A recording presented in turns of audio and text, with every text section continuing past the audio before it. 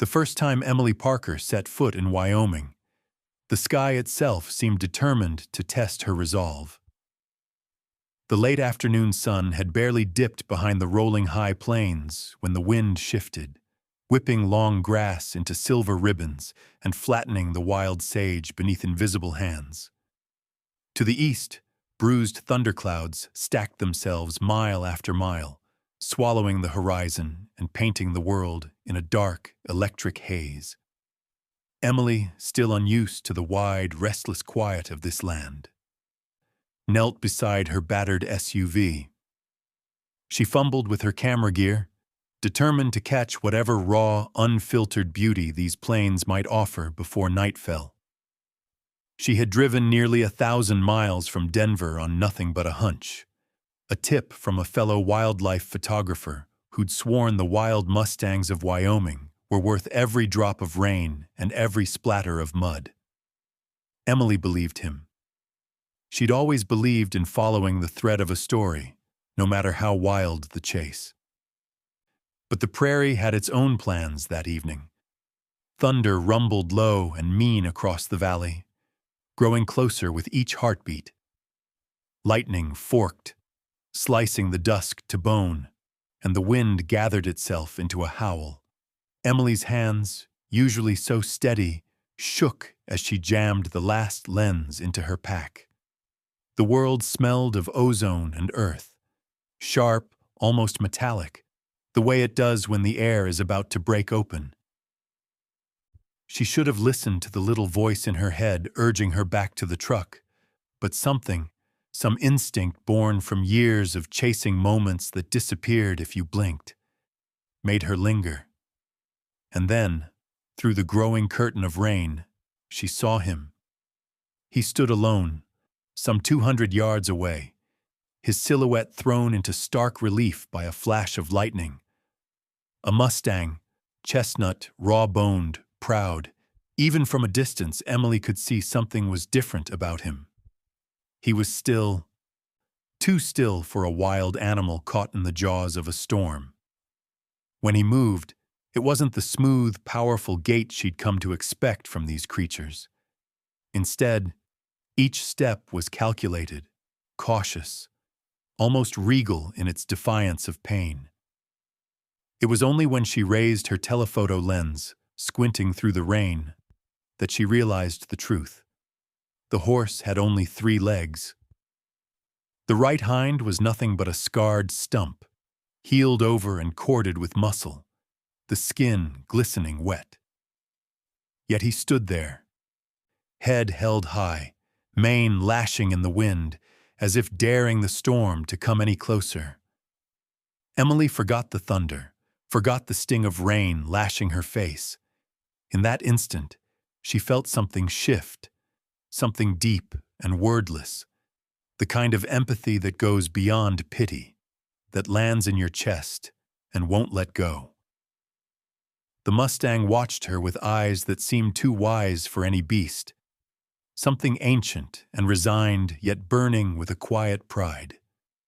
She pressed the shutter, once, twice, 3 times. But the storm was on top of her now, swallowing sound and light alike. The wind rose to a scream, flattening her against the truck as she fumbled to pack her gear. For a breathless moment, the world shrank to nothing but darkness, rain, and the echo of hooves. 3, not 4, vanishing into the storm. Emily drove the short, rutted road back to her rented cabin with her knuckles white on the wheel and her heart hammering in her chest. The storm chased her, lightning licking at the hills behind her, thunder pounding across the plains as if in pursuit.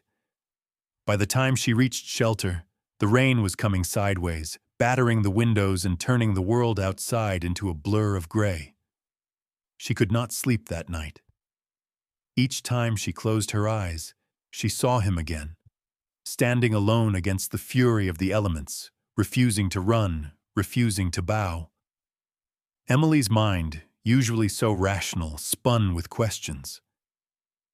How had he survived out here, so exposed, so clearly marked by fate? How did a horse with only 3 legs make it among predators, among herds that valued strength and speed above all else? And why had he watched her so closely, eyes bright in the storm, as if he understood something she did not? The cabin creaked around her, battered by wind. Outside, the storm spent itself across the prairie, leaving behind a deep, sodden silence. Emily sat at the small kitchen table, thumbing through the images on her camera. Most were blurry, washed out by rain and the erratic light, but one frame stood out. The chestnut Mustang, all muscle and sinew and scars, looking straight at her through the storm. There was defiance in his posture, but also something softer, something wounded and proud all at once. As dawn crept over the plains, Emily made a silent promise to herself. She would find him again. She would learn his story. The land was vast, wild, and unforgiving, but Emily Parker had never been one to turn away from a challenge, or from a creature that had survived so much, only to stand, proud and alone, in the eye of the storm. Little did she know, the real storm, the one that would test not just her skill, but her compassion and courage, was just beginning. Dawn came early in Wyoming. Emily Parker woke with the first thin bands of light, restless from a night of tossing and turning. The image of the 3-legged Mustang haunted her thoughts, pulling her from the warm cocoon of sleep and into the chilly grayness of morning. She brewed a cup of strong coffee, packed her camera bag, and set out before the sun had cleared the distant hills. The plains felt cleansed by the previous night's storm. Everything smelled sharp and new. The earth black and shining with puddles, sagebrush beaded with dew. Emily drove the battered SUV back to the exact spot where she had seen the horse, every rut in the dirt road jostling her anxious heart. She parked quietly, turned off the engine, and waited. The prairie was still, the world wrapped in the hush that follows a hard rain. She let time stretch, watching as the sun finally crested, painting the endless fields with gold. Every so often, a bird would call or the wind would stir, but there was no sign of wild horses, no thunder of hooves, no flicker of movement on the horizon.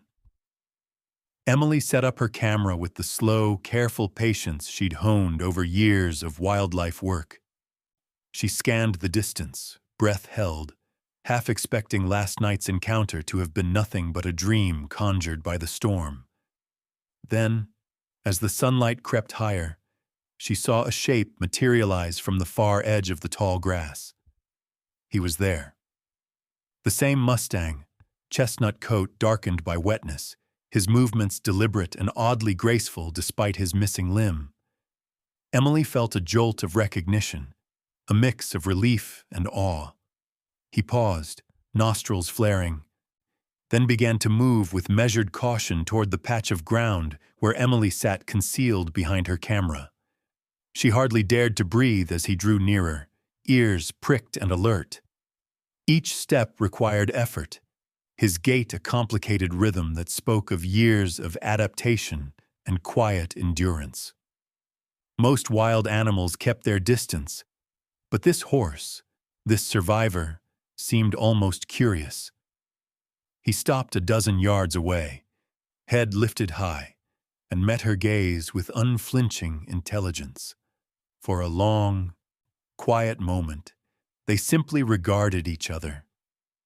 Emily felt the world shrink to the space between them, as if the rest of the prairie had faded away.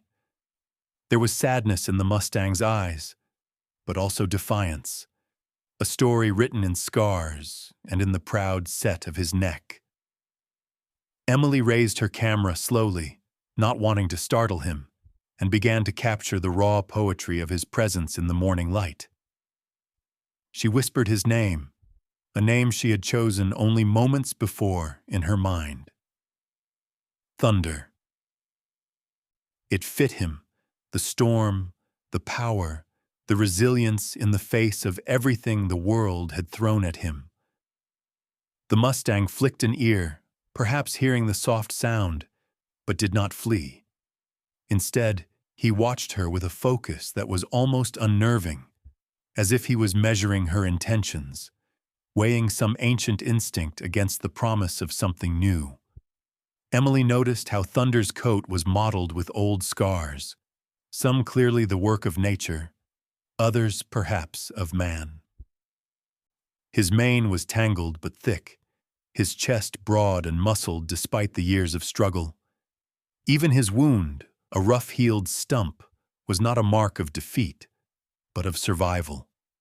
She wondered how many times he'd faced storms, predators, hunger, and yet still chosen to stand his ground. Minutes passed. Emily reached for her notebook, scribbling observations and impressions in the margins, noting the subtle signs of pain Thunder tried to hide. The slight tremble after he took a weighty step. The tension in his body when a gust of wind rattled the grass. Still, he stood his ground, inching closer until she could see every detail in his amber eyes. Emily left food, just a handful of oats and apples on a flat rock nearby, then retreated, respecting the distance wildness demands. She watched from afar as Thunder investigated the offering, sniffing cautiously, then turning back to look at her, as if to say he would decide what to accept and when. As the day wore on, Thunder lingered nearby, neither approaching fully nor melting back into the wild. Emily chronicled his every movement, building a mosaic of images that told a story of heartbreak and endurance. She made careful notes of the way he surveyed the land, always alert for danger, always aware that he was different from the herds that roamed freely and whole. When the sun began to sink and the air cooled, Thunder disappeared into the grasses once more, leaving only hoofprints and the echo of something extraordinary. Emily packed up her camera, heart full, mind racing with questions. Who was this horse? What journey had led him here, half wild and half lost, straddling the border between fear and hope? She drove back to her cabin in silence, a deep determination settling inside her. This was more than just a chance encounter. It was the start of a story that demanded to be told, a story about resilience, survival, and the unspoken connection between two beings shaped by storms, each searching for meaning on the high Wyoming plains. The days that followed settled into a steady rhythm. Every morning, Emily drove the rutted tracks back to the place where the prairie unspooled beneath a limitless Wyoming sky, always hoping for another glimpse of the three-legged Mustang she had named Thunder. The land seemed unchanged, yet Emily knew that each sunrise brought new signs of movement. A swish in the tall grass, a shadow among the sage, a single hoofprint pressed deep into the dark, rain-softened earth. It was as if the land itself was keeping the horse's secrets, hiding his path until he chose to reveal himself again. She learned to wait quietly, breathing in the cold air, letting the wind carry away the restless thoughts that usually crowded her mind. Thunder would appear, sometimes just at the edge of her vision, moving with that strange, brave determination that set him apart from any animal she had ever observed. He never let her close, but he never fully left either, hovering at the border between wild and tame, always watching, always wary. Through her lens, Emily studied Thunder's movements, documenting every careful step and subtle shift. She grew fascinated by his unique gait, the powerful lunge of his forelegs, the delicate balancing act of his three remaining limbs. It was clear that he had learned to compensate for his missing leg through sheer will and repetition. She watched as he grazed, as he rolled in the softest patches of earth, as he kept a constant lookout for both predator and opportunity. Each photograph captured not only his physical strength, but also the haunting solitude that clung to him like a second skin. Yet even as Emily chronicled Thunder's daily routine, questions gnawed at her. How did a horse survive so long out here? Wounded and alone. Where had he come from? And who had he belonged to before fate had carved its mark on him? The story of his scars seemed to flicker just out of reach, waiting for the right light to reveal itself. Driven by curiosity and a need for answers, Emily packed up her photos and notes one afternoon and made her way into town. The road wound through low hills and stunted pines, the landscape growing tamer as fences and mailboxes appeared along the way. The heart of the settlement was little more than a crossroads, but Emily could sense the undercurrent of old stories in every porch and painted sign. She stopped at the local feed store, a squat building with sun-bleached siding and windows cluttered with flyers. Inside, the air was heavy with the smell of grain and hay. Emily approached the counter, unsure how much to share, and asked if anyone had seen a wild Mustang matching Thunder's description, a chestnut proud and scarred, moving on 3 legs. The clerk, a lean man in his 60s, gave her a searching look, then shook his head, but suggested she try the McAllister Ranch out on the West Road. Curiosity pricking at her nerves, Emily drove to the ranch, which stood weathered and dignified against the endless fields. The main house was guarded by wind-twisted cottonwoods and an old red barn. A white-haired woman greeted her at the porch, eyes bright beneath a battered cowboy hat. This was Mrs. McAllister, the matriarch of the family.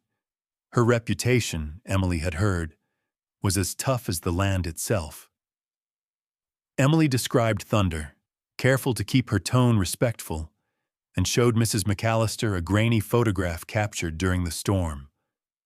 The woman's expression shifted, something like recognition flickering in her eyes, followed by a shadow of old pain. She listened silently, lips pressed thin, then called for her grandson, Ben. Ben McAllister appeared from the barn, tall and broad-shouldered, dust in his hair and worry in his eyes. When Mrs. McAllister mentioned the 3-legged Mustang, Ben froze, his hands tightening around a coil of rope at his side. Emily saw hope and sorrow do battle in his expression. The moment stretched, the silence growing thick before he spoke, his voice low and careful, as if each word might shatter something fragile.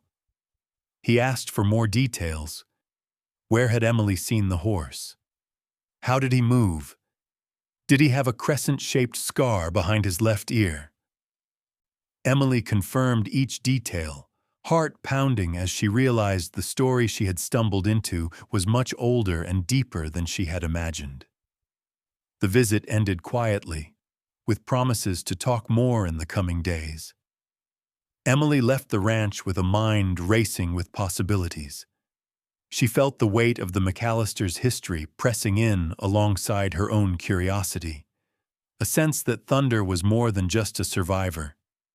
He was a living piece of someone's past, a fragment of memory running wild on the prairie. That evening, back at her cabin, Emily pored over her photos of Thunder by lantern light.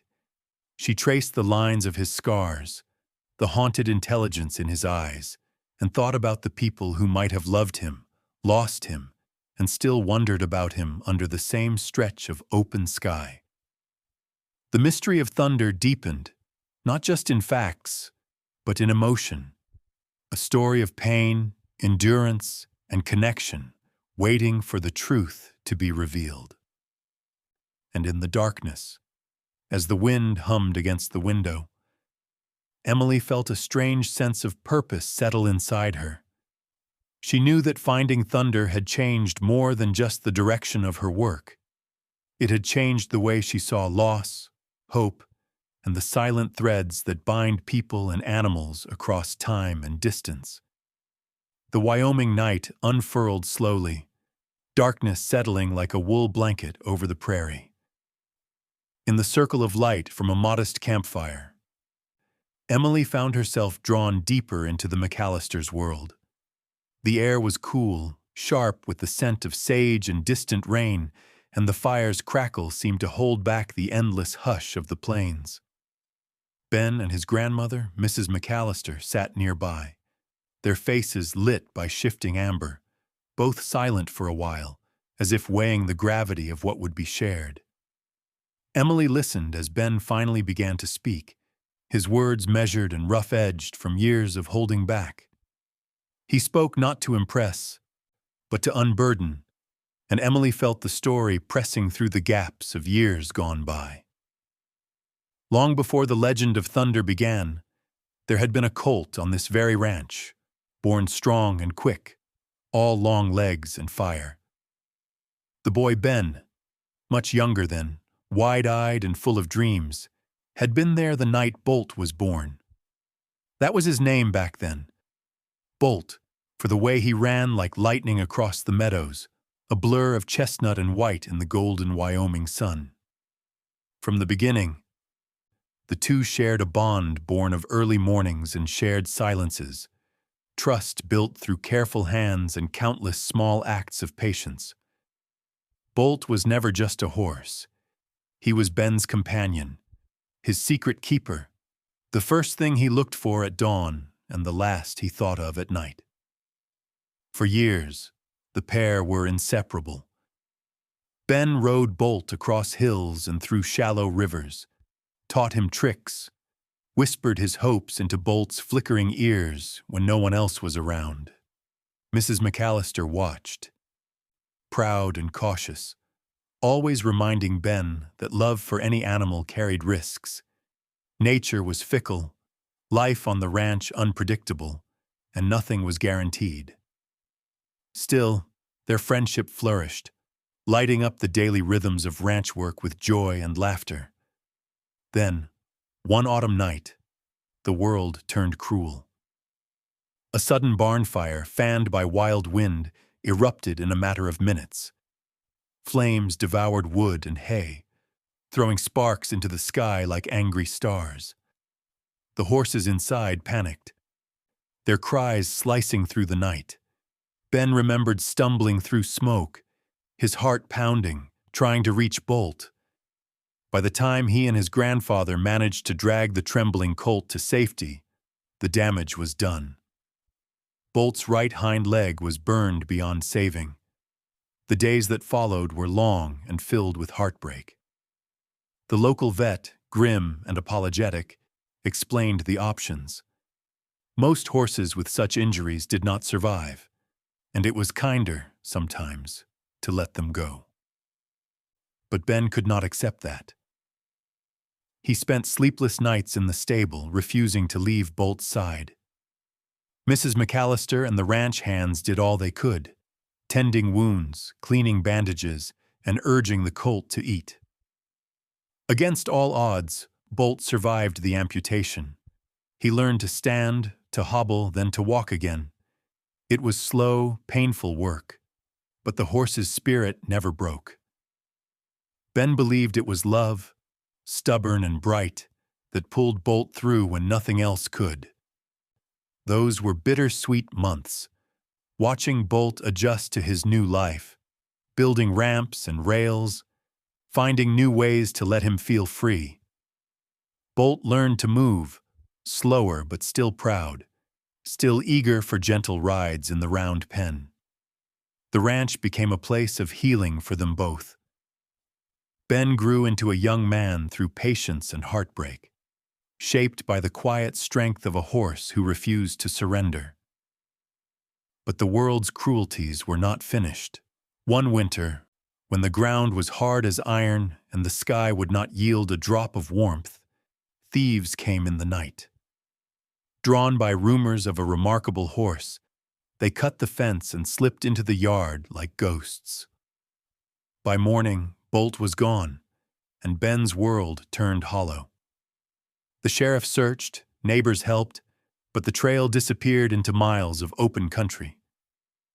Weeks became months, grief settling in the house like dust. It was Mrs. McAllister, tough as old leather but not immune to loss, who taught Ben how to keep moving. "Sometimes," she said, her voice low and even, "the world takes what you love, but it doesn't mean you ever stop loving." They planted Bolt's favorite tree by the gate and kept his halter hung by the door as a reminder of hope, of grief, and of the ways life surprises even when all seems lost. Years passed. Stories trickled in. Sightings of a chestnut Mustang, different somehow, never staying long in any one place. Some said he roamed alone. Others whispered that he'd tried to join wild herds, only to be driven off. Ben tried not to let hope turn to bitterness. Yet every time he looked west at sunset, he wondered if somewhere out there, Bolt still ran. Wounded, wild, but free. Now, as the fire burned low and the prairie stretched away into darkness, Emily felt the story settle heavy in her chest. She understood, perhaps for the first time, that Thunder's journey was a tapestry woven from love, loss, and resilience, a life shaped as much by kindness as by tragedy. In the hush that followed, the land seemed to breathe again, and the embers whispered of second chances. Emily realized that some stories find you when you least expect them, and that the heart of the wild is never truly lost, only waiting to be found. The Wyoming plains were a study in contradictions as autumn deepened into early winter. The grass faded from green to brittle gold, and the first hints of frost gathered on fence rails each dawn. For Emily, the land's beauty was increasingly overshadowed by worry. Worry for Thunder, whose days as an outsider among the wild herds seemed to be taking a visible toll. She returned each day to the same windswept meadow, her camera hanging from her neck more out of habit than purpose. Thunder was always close, never quite blending in with the wild bands that roamed the plains. Emily watched as he shadowed them at a respectful distance, always separate, always alert. The herds tolerated his presence, but rarely welcomed him. They grazed together, but Thunder remained on the edge, sometimes approached by curious foals, but just as often driven away by a sharp flick of a tail or a sidelong glare from an alpha mare. The first real cold snap came early, a biting north wind that swept across the land, flattening the grass and driving the herds to tighter formations. Emily took notes in her journal, tracking Thunder's movements as he struggled to keep pace, his gait now stiffer, each step more laborious. She could see the effort it took for him to keep up, the way he favored his injured side and sometimes paused to rest, flanks heaving, nostrils wide with fatigue. She began to notice subtle changes, a growing hesitance in Thunder's movements, a limp that seemed to worsen with every cold morning. At night, she lay awake listening to the wind batter her cabin and wondered how he fared under the open sky, exposed to the elements with only instinct and stubborn will to shield him. Ben joined her on several afternoons, standing beside Emily on the ridge with binoculars in hand, his expression drawn tight with worry. He didn't speak often, but Emily could feel his anxiety, the way his gaze tracked Thunder as if willing him to endure just one more day, one more storm. They watched as Thunder attempted to graze near the herd, only to be nudged aside by younger, stronger stallions. At times, Thunder stood apart for hours, unmoving, eyes fixed on some distant horizon as if waiting for a sign that never came. Word of the injured Mustang spread through the small ranching community, and soon Emily and Ben were joined by other onlookers, ranchers, wildlife advocates, even a few curious children bundled in heavy coats. Some regarded thunder with open skepticism, others with pity or wonder. A debate began to ripple through the community. Should anyone intervene, or was this simply the harsh law of nature at work? The land, after all, had never promised kindness. Emily found herself drawn deeper into Thunder's world, sensing the urgency in each passing day. She documented his struggle, her photographs now tinged with desperation. Images of Thunder bracing against the wind, of him foraging through snow-dusted sage, of his solitary figure limned in the gray half-light of a December dawn. In her journal, she wrote not only of Thunder's endurance but of his growing fragility, the way he sometimes stumbled, the trembling in his hindquarters, the way his breath smoked in the frozen air. As the days grew shorter and the sky turned the color of steel, the land prepared itself for the full weight of winter. The wild herds began to migrate toward lower ground, seeking whatever shelter the land offered. Thunder, undeterred, followed at a distance, his movements marked by determination and exhaustion in equal measure. One afternoon, Emily watched as Thunder approached a frozen creek, ice crusted along its banks. He hesitated, testing the ground with his good foreleg, then slowly made his way across. On the far side, he paused, sides shuddering, head lowered. The wild herd crossed without hesitation, strong and sure, leaving Thunder to gather his strength before continuing alone. That evening, Emily returned to her cabin with a heaviness she couldn't shake. She sat by the window, staring out at the gathering dusk, her mind racing with questions she had no power to answer. Was Thunder's struggle a testament to resilience, or a warning about the limits of survival? Was it right to simply observe, to let nature decide the fate of a creature whose very existence seemed both miraculous and precarious? In the darkness, the first flakes of snow began to fall, swirling in the pale light from her window. Emily thought of Thunder, somewhere out there, facing the long, cold night. She remembered the fire in Ben's voice as he'd told Bolt's story by the campfire, the love and grief twined together. She wondered if hope alone could keep a body warm, or if, like the prairie, it was sometimes necessary to yield, to accept help, to let others carry you through the hard seasons. The prairie winter would not wait. Its arrival was sudden and absolute. A wall of wind and ice that swept across the land without mercy. Emily resolved, as she pulled her blanket tighter, that she would not let Thunder face it alone, not if there was any chance to ease his burden, to offer some measure of safety, some small bit of kindness, before the cold took everything away. The wind howled through the Wyoming night, rattling the windows of Emily's small cabin and sweeping drifts of snow against the door. The first full blizzard of winter had come suddenly, a roaring whiteout that erased the horizon and swallowed the moon.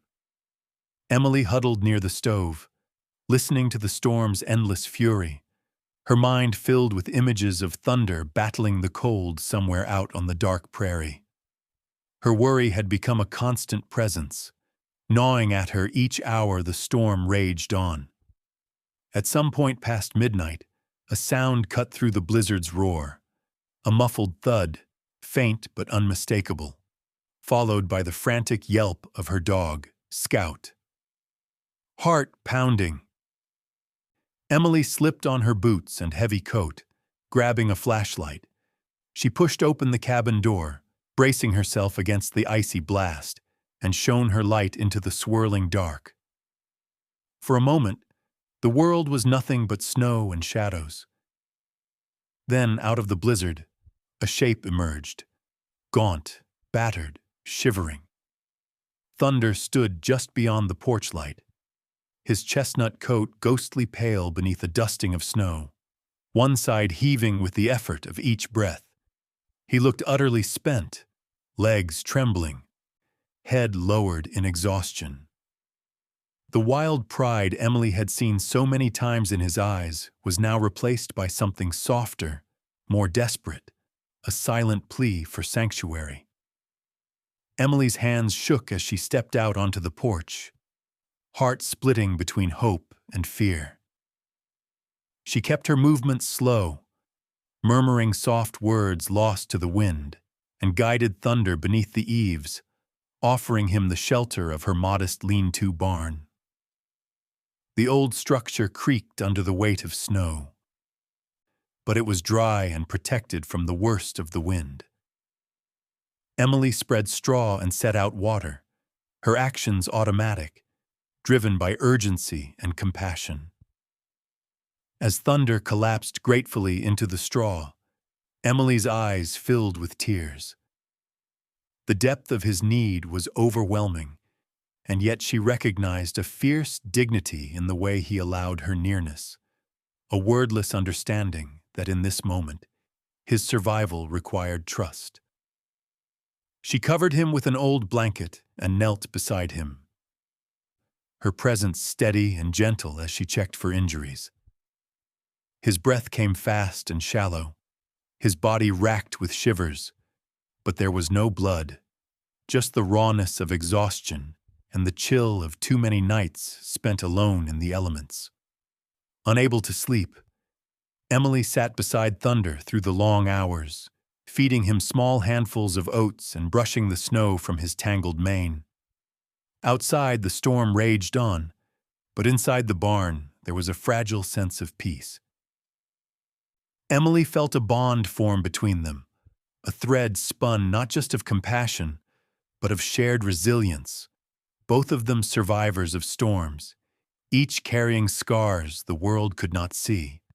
As dawn crept pale and weak across the frozen prairie, Emily reached for her phone with numb fingers and dialed Ben's number. Her words tumbled out, hurried and anxious, as she explained what had happened. Ben's voice was quiet but resolute, promising he'd come at once. Hours later, as the sun struggled to pierce the gray, Ben arrived in his battered truck. Mrs. McAllister bundled in beside him, both of them moving with an urgency that matched Emily's own. The reunion that unfolded was unlike anything Emily had witnessed before. Ben approached Thunder slowly, voice low, hands open, his every movement filled with awe and trepidation. For a long moment, Thunder only watched him, his dark eyes searching, uncertain. Then, in a gesture both heartbreaking and beautiful, the Mustang inched forward, pressing his muzzle to Ben's outstretched hands. The years of separation seemed to fall away in that instant. Ben knelt, head bowed, as Thunder rested his head on Ben's shoulder. Their connection rekindled in the silent language of trust. Emily saw the moisture glimmer in Ben's eyes, and Mrs. McAllister, usually so stoic, stood quietly behind them, her face soft with pride and sorrow. No words could capture what passed between horse and human in those moments. Emily felt herself holding her breath, unwilling to disturb the fragile peace that had settled over them. Thunder's nostrils flared as he breathed in the scent of an old friend, memories and instinct merging in recognition. He nuzzled Ben gently, his battered body finding comfort at last. As the storm finally spent itself and the morning sun melted the icicles from the eaves, the little barn became a sanctuary, a place where wounds, old and new, were seen and honored. The prairie outside still braced beneath winter's harshness, but inside, hope bloomed in the quiet warmth of reunion. Emily documented the moment with her camera, knowing she was not merely recording an image, but preserving a testament to survival, forgiveness, and the unbreakable ties that time and distance could not destroy. In Thunder's eyes, she saw gratitude and the enduring courage that had carried him this far. For the first time in many weeks, Emily allowed herself to believe that spring might return, and that in the hearts of those who endure, even the fiercest storms could give way to gentler days. With the worst of the blizzard behind them, the ranch settled into an uneasy calm. Days stretched cold and pale beneath an endless, washed-out sky. The snow began to soften around the edges, revealing patches of sage and tufts of stubborn grass. Life, even in winter, had a way of pushing through the frost. And in the barn's gentle shadows, Thunder began to recover. Each day, Emily and Ben took turns caring for him, tending to his needs with a quiet rhythm.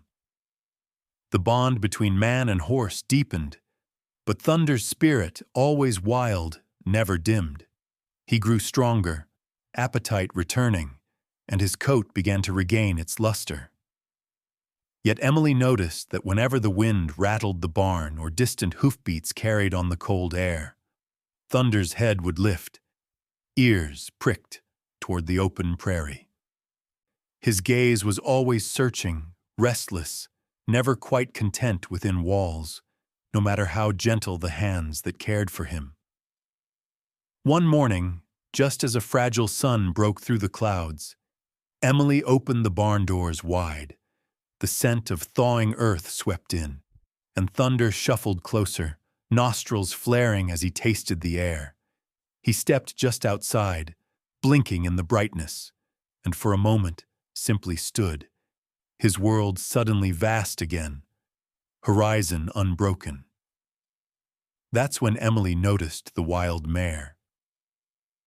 She had lingered on the edge of the property for days, always keeping her distance, always watching. Her coat was a deep roan, her eyes quick and wary. She was no ordinary stray. The way she held herself, the fierce spark in her step, marked her as a survivor, too. The two Mustangs regarded each other across the melting snow, something ancient and electric passing between them. Thunder flicked his ears, called softly, and the mare answered in kind, her voice low and cautious. It became clear to Emily and Ben that Thunder had formed a bond in his time on the plains, a quiet, stubborn partnership that defied easy understanding. The mare never ventured close to humans, but she always came back for Thunder, waiting in the dawn light or the violet hush of dusk. Emily observed their silent communication, how Thunder's energy lifted each time the mare appeared, how the wildness in him reawakened as he watched her move. Ben was the first to speak aloud the dilemma that had taken root in all their hearts. Could they really keep Thunder here, even with the warmth and safety they could provide? Or was his spirit forever tied to the freedom of the open land and to the mare who had come to depend on him? Mrs. McAllister, pragmatic as ever but with a softness in her eyes, reminded them that love, especially for wild things, sometimes meant letting go. The winter's grip had not fully loosened, but days grew longer, and the ranch's routines bent to a new rhythm. Thunder, regaining his strength, would graze in the yard beside the barn, always glancing toward the hills, always listening for his companion. The wild mare became bolder, circling closer, even drinking from the trough at night, her tracks weaving a silent tapestry in the snow. Emily documented the evolving story, her camera capturing the subtle shifts in Thunder's posture, the hope that flickered in his gaze when he watched the mare, the hesitation in his movements whenever he wandered too far from safety. She felt the tug of conflicting loyalties, her desire to protect, and her understanding that true belonging could never be imposed, only chosen.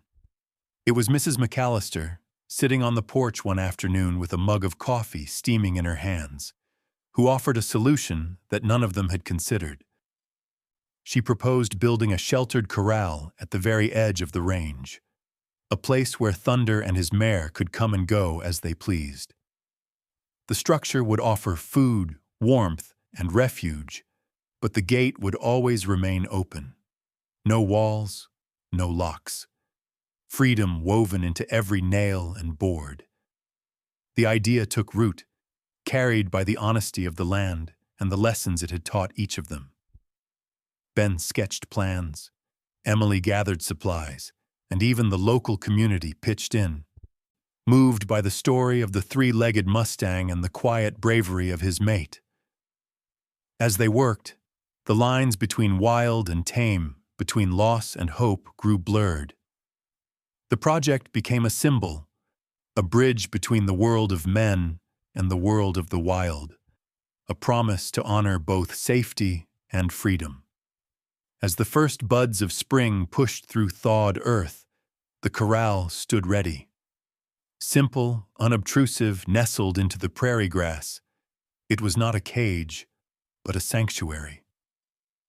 Emily watched as Thunder and the mare approached, uncertain but curious, drawn by the scent of fresh hay and the warmth of shelter.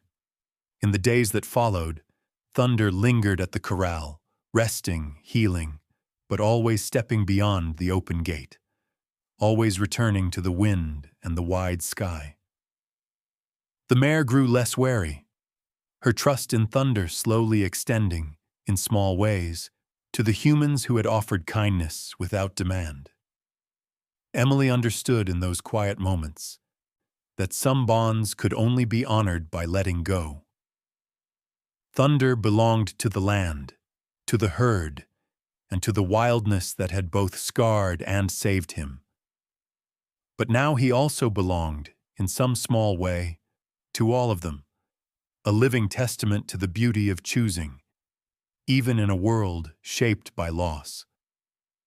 The days that followed the building of the open corral became a blur of steady, hopeful effort.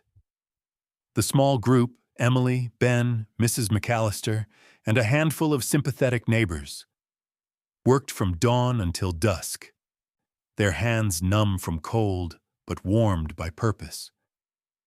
The corral took shape quietly, without fanfare, blending into the prairie as if it had always belonged there. Each post was set deep, each board hammered in with the knowledge that shelter could mean survival when the plains turned merciless. Yet always, the gate stood wide, a silent promise that freedom would never be traded for comfort. Emily documented the project with her camera, capturing moments that spoke of resilience and community, a line of boot prints in the frost, the red flush of Ben's cheeks as he bent to his work, Mrs. McAllister's steady hands tying wire with practiced efficiency. The story of Thunder began to ripple out beyond the ranch, carried by Emily's photographs and words, shared online and through whispered conversations at the feed store. People came to watch the progress, to offer advice, or simply to witness the quiet miracle of neighbors coming together for a creature who had come to symbolize something larger than himself. Thunder and the wild mare grew gradually accustomed to the activity. At first, they watched from a distance, wary silhouettes against the sky. The mare remained fiercely cautious, but Thunder, his confidence growing with each day, ventured closer, drawn by curiosity and the scent of fresh hay. Emily and Ben moved slowly, careful never to corner or startle, respecting the invisible boundary that separated wildness from trust. When the shelter was finally complete, a hush of anticipation settled over the land. It was a simple structure, open on two sides, roofed against snow and sun, lined with soft straw and a trough that filled with water from a hand-pumped well. Emily spread a blanket beneath the eaves, and Ben scattered sweet hay, the rich green scent a silent invitation. The gate was left open, swinging lightly in the wind. They waited, hearts pounding in the quiet, watching as Thunder approached. The mare trailed behind, nose low, eyes wide with uncertainty. Thunder paused at the entrance, every muscle tensed, as if weighing the risks. The scent of safety, the memory of warmth and kindness, seemed to pull him forward. With a hesitant step, he entered the corral, his body relaxing as he found the straw beneath his hooves. The mare lingered just outside, but eventually, driven by trust in her companion, she too slipped through the open gate. Emily and Ben kept their distance, allowing the Mustangs to explore on their own terms. They watched as Thunder nuzzled the hay, drank deeply, then lay down in the sun-warmed straw, the tension in his frame easing at last. The mare stood over him, alert but calm, her trust slowly spreading like dawn. Word of Thunder's acceptance of the shelter spread quickly through the community. Some ranchers viewed the experiment with skepticism, muttering that wild creatures belonged to the land, not to human-made structures. Others came to observe quietly, moved by the sight of a three-legged Mustang and his mate resting together in the open corral. Wildlife advocates arrived with notebooks and cameras, eager to learn from the compromise that honored both safety and freedom. Emily chronicled every development, uploading photographs and brief essays to her website and social media. Her images of Thunder became a small sensation, shared by strangers, discussed in forums, sparking debates about the line between helping and interfering. She tried to capture the delicate balance they'd achieved, a sanctuary that was not a cage, a gesture of compassion that respected the untamed heart of the wild. Through it all, Thunder and the mare maintained their autonomy. They used the shelter during storms and cold snaps, but always returned to the open prairie when the sky cleared. The gate remained unlatched, swinging in the breeze, a symbol of trust, the hard-won middle ground between two worlds. Occasionally, other Mustangs would graze nearby, eyeing the corral with suspicion or curiosity. But Thunder never sought to join them fully. He was neither wild nor tame, moving along the margin, shaping his own path. The project became a touchstone for the community, sparking conversations about coexistence, about respecting the boundaries of creatures who had survived both the worst and the best of humanity. School children arrived on field trips, their breath frosting in the air as they stood silent, watching Thunder bask in the winter sunlight. Emily met families who drove hours just to witness the living legend, some leaving gifts of apples or painted signs, others sharing stories of animals they had once loved and lost. Ben, usually reserved, found himself fielding questions from ranchers and biologists alike. Mrs. McAllister, fierce pride shining in her eyes, reminded everyone that sometimes the old ways had room for new ideas, if only people were willing to listen to what the land and its wild ones needed.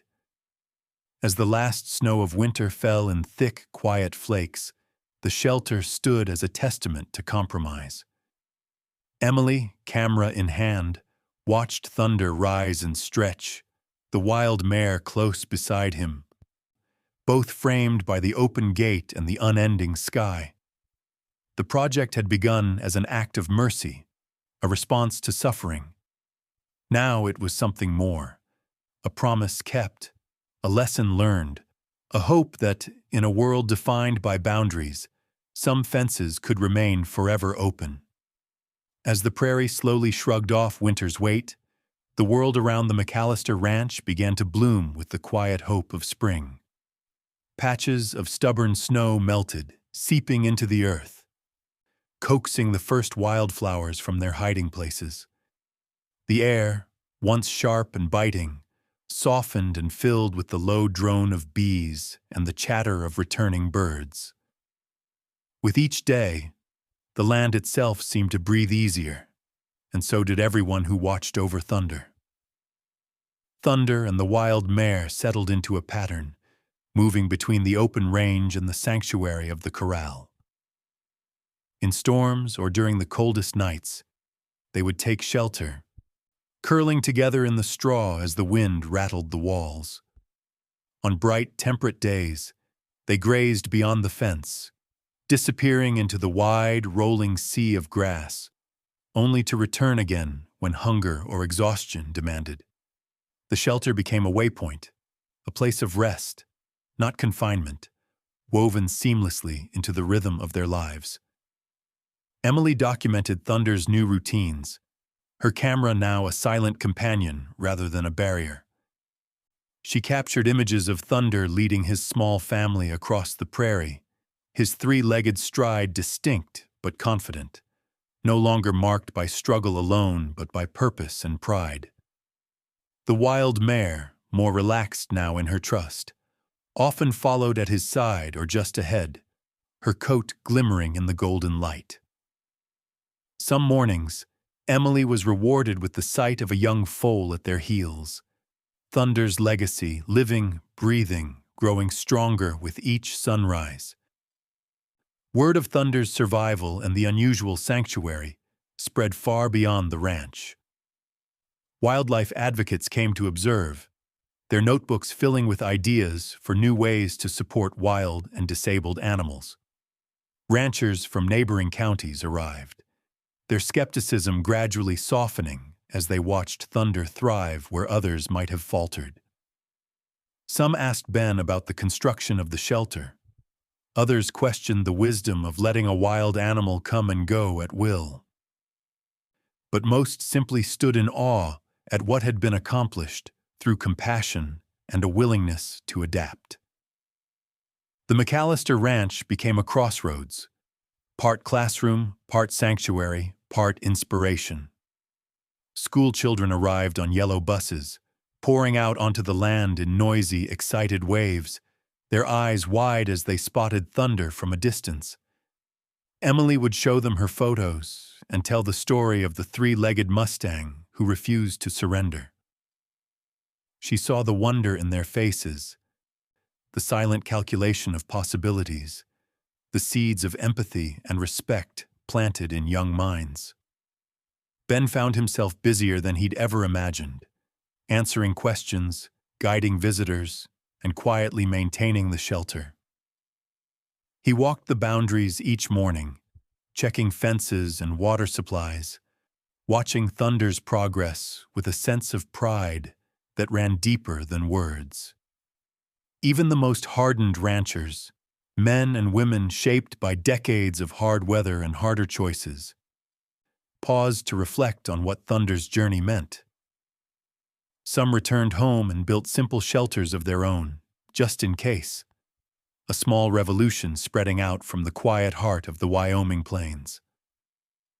Emily's online posts gathered followers from around the world. She received messages from people who had read Thunder's story, letters filled with thanks, encouragement, and stories of animals who had changed their own lives. Some sent donations for the care of the Mustangs. Others simply shared photographs of their pets, inspired by Thunder's resilience. The story of Thunder and his family became a spark, igniting new conversations about the ways humans could help without harming, about how to balance intervention with respect for wildness. Not every day was easy. The prairie, generous and beautiful, could turn dangerous in a heartbeat. There were still storms, sudden temperature drops, and the ever-present threat of predators. Thunder bore scars, both old and new. But he faced each challenge with the same unyielding courage that had carried him through so many trials. When the weather turned, he returned to the shelter. When the grass grew tall and sweet, he led his small band farther afield, always returning to the place where safety and freedom coexisted. Over time, other Mustangs began to linger at the edges of the property. Some came out of curiosity, others drawn by the presence of food and water. Thunder never drove them away, but he never fully joined them either. He seemed content at the margins, a leader only by example, his place in the world uniquely his own. The wild mare grew round with a second foal, her trust in Thunder reflected in every careful step she took. Emily, Ben, and Mrs. McAllister watched this new life unfold, their own days marked by gratitude and wonder. They understood now that Thunder's story had become something larger than loss or survival. It was a testament to possibility, to the power of kindness, to the belief that even the most broken beings could carve out a place in a world that often favored only the strong. As spring ripened into summer, the land thrummed with life, and the legend of Thunder spread like wildflowers in the wind. A quiet, stubborn hope, moving from one heart to another, changing what seemed unchangeable, and proving that sometimes a single act of understanding could ripple out to touch the lives of many. The sun began to slip behind the distant ridges, painting the prairie in hues of bronze and violet. It was a quiet hour, the hush that settled over the land before nightfall, when shadows stretched long and the wind grew gentle. Emily stood by the fence, camera hanging loose at her side, her breath soft in the cooling air. She watched as Thunder moved across the ridge with his family, a silhouette against the fading sky, wild and dignified, neither fully belonging to the world of men nor the untamed herds he once chased. The seasons had changed, and with them, the rhythm of life on the McAllister ranch. Thunder's legend had grown, whispered in the towns, and passed down by ranchers, travelers, and children who saw in him a story larger than any one life.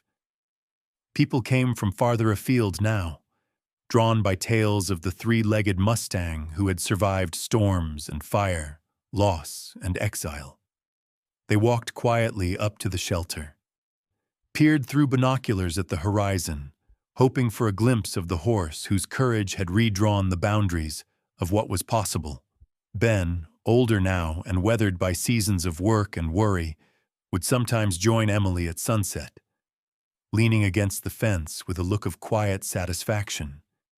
Mrs. McAllister, her hair more silver than ever, sat on the porch with a blanket across her knees, her eyes still bright with the same fierce love that had seen her family and their animals through so many trials.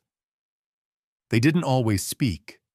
Words seemed unnecessary in the face of what had been learned and lived. Thunder had become a symbol, not only of resilience, but of the power to choose. He wandered the plains at will, returning to the shelter in the worst of weather, never tamed but never fully lost. He cared for his mare and foal, moving with patience and authority, guiding them through the cycles of drought and green, of wind and warmth. Sometimes he lingered at the corral with Emily or Ben, accepting an apple or a gentle touch. Sometimes he vanished into the grasslands for days, leaving only hoofprints and the whisper of movement on the wind. The wild mare, once a shadow at the margins, now stood bold beside Thunder, her foal growing strong at her side. Emily watched the little one gallop clumsily across the meadow. The picture of hope made flesh, a future shaped not by what had been lost, but by what had been made possible through patience and trust. As the ranch slipped from spring into the lush heat of summer, Emily found herself reflecting on all that had changed. Her photographs, now known well beyond Wyoming, adorned articles and exhibitions, each image carrying with it the story of survival and the power of letting go. The corral at the edge of the range became a model for others. Wildlife advocates from other states came to see, to listen, and to imagine new ways to bridge the gap between wildness and human care. Thunder's story changed the people around him too.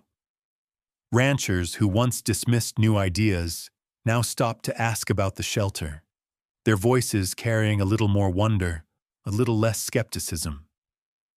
Children wrote letters to Emily, sharing stories of animals they'd helped.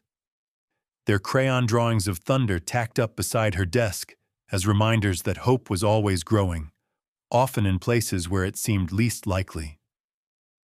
One evening, as the sky blazed orange and indigo, Ben and Emily walked the ridge together, their boots scuffing the dusty earth.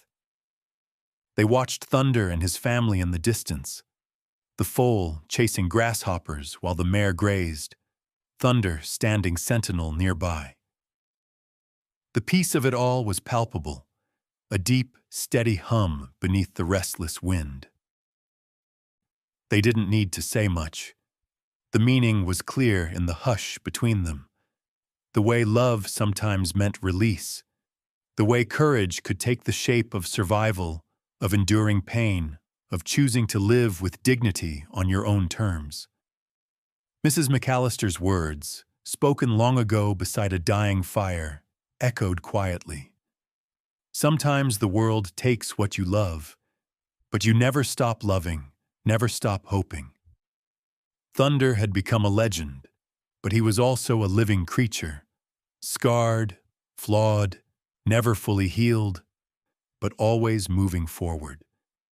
His journey was a testament to what was possible when compassion met respect, when help was offered with an open hand rather than a closed fist.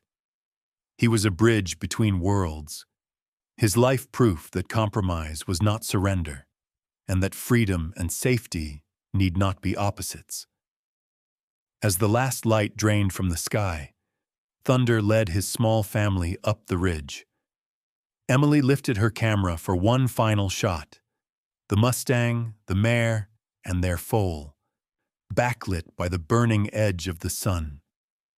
They stood still for a heartbeat, a silhouette etched against the boundless sky. In that moment, the lines between wild and tame, past and future, love and loss, blurred into something larger and more beautiful than any one story could hold. When the photograph was developed, it would capture not just the figures, but the meaning behind them. Resilience, choice, the endless horizon of hope. Emily felt it settle in her heart. A lesson carried on the wind, a promise kept, a legend still growing, as long as there were people willing to watch and listen. And so Thunder remained, not just as a story whispered across the prairie, but as a living testament to courage, to the grace of letting go, and to the wild, enduring possibility at the heart of every life.